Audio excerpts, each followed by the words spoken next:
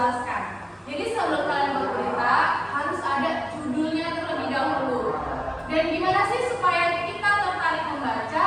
Jadi judulnya harus menarik supaya kita bakal terinspirasi buat baca berita tersebut.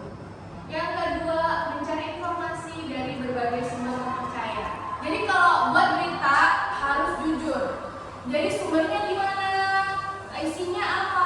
Penjelasannya apa? Itu harus dari sumber terpercaya. Yang ketiga, menyusun kerangka teks. Yang tadi ada berapa macam? Ada 3 macam. Selanjutnya, mengembangkan kerangka menjadi paragraf yang lengkap. Ini udah paham kan ya? Tadi jelasin kemarin. Menggunakan bahasa ilmiah dan objektif. Bahasa ilmiah dan objektif ini bahasa yang mudah dimengerti.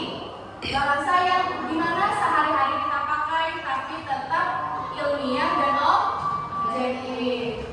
Menyunting teks sebelum dipublikasikan. Nah, kita sebagai pembuat berita, sebelum berita itu akan kita munculin di sosial media ataupun di laman-laman tertentu, kita harus edit dulu, harus perhatiin dulu ada kata-kata yang salah atau tidak nantinya saat membuat berita.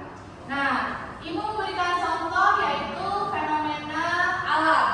Fenomena alam ini contohnya proses terjadinya hujan. Proses terjadinya hujan itu seperti apa sih? Ada yang pernah tahu? Ada yang pernah tahu proses terjadinya hujan?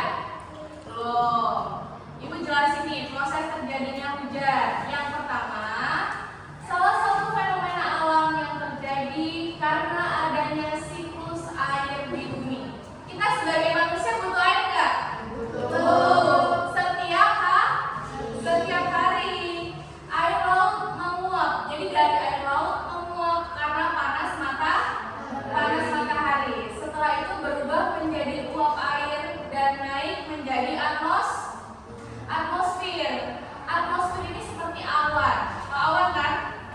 Di atmosfer uap air mengalami yang namanya kondensasi dan membentuk apa? Awan. Setelah membentuk awan, ketika awan tidak mampu lagi menampung air, maka terjadilah hujan. Nah, seperti itu proses hujannya. Jadi ketika kalian nanti membuat berita, pernyataan umumnya itu judulnya hujan. Proses terjadinya hujan. Deretan penjelas, kalian jelasin nih fenomena proses terjadinya hujan itu seperti apa. Setelah itu penutup itu berarti rangkuman. Misal fenomena alam ada apa aja? Bencana bumi, gempa bumi, banjir, dan sebagainya. Banyak kan di Indonesia fenomena alam. Nah, sekarang Ibu akan kasih contoh teks eksplanasi. Ini nih.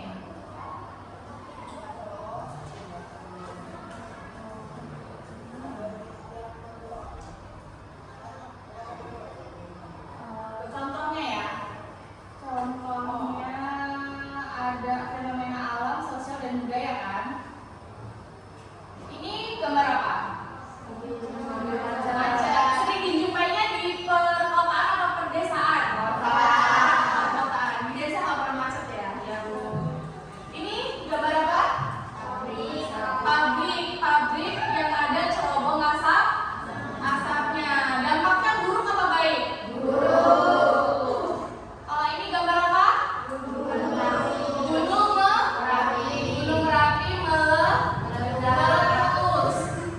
Merapi meletus. Gunung Merapi meletus ini dampaknya buruk apa baik? Buruk. Nah, sekarang kalian boleh kerja kelompok, tentuin membuat teks eksplanasi antara fenomena gunung meletus, apa cerobong asap dari pabrik, atau mobil macet. Yang mana? Mobil macet atau fenomena alam atau fenomena sosial? Cerobong asap aja ya, yang mudah. Nah, sekarang boleh kalian kerja kelompok untuk mengerjakan teks eksplanasi yang juga kasih contoh. Ayo silakan.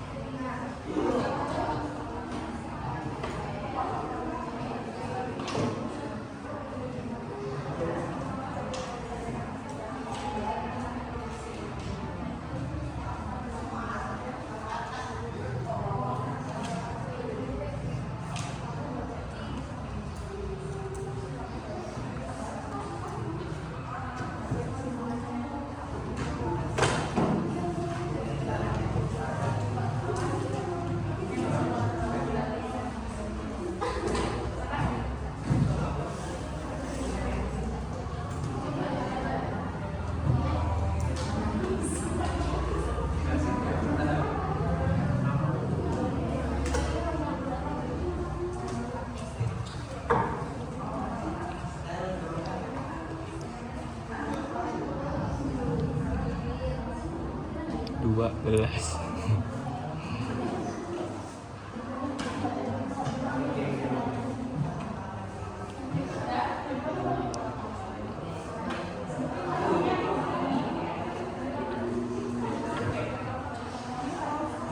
Sebelah sini sudah? Belum? Belum. Masih mengerjakan? Ya.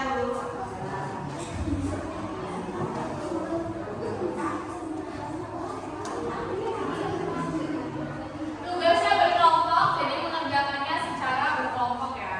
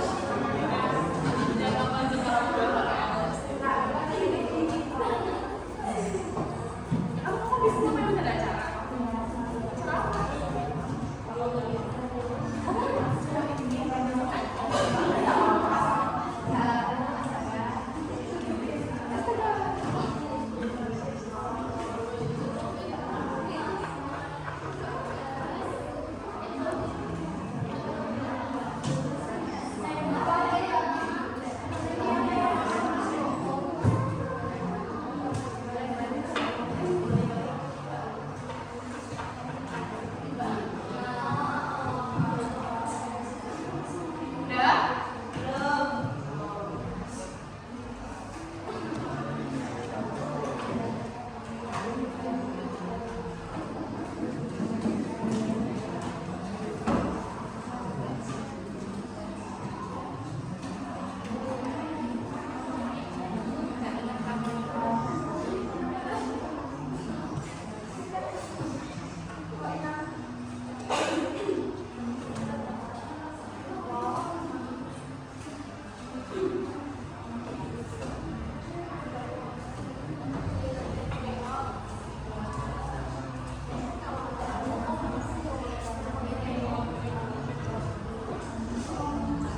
Sepuluh detik lagi.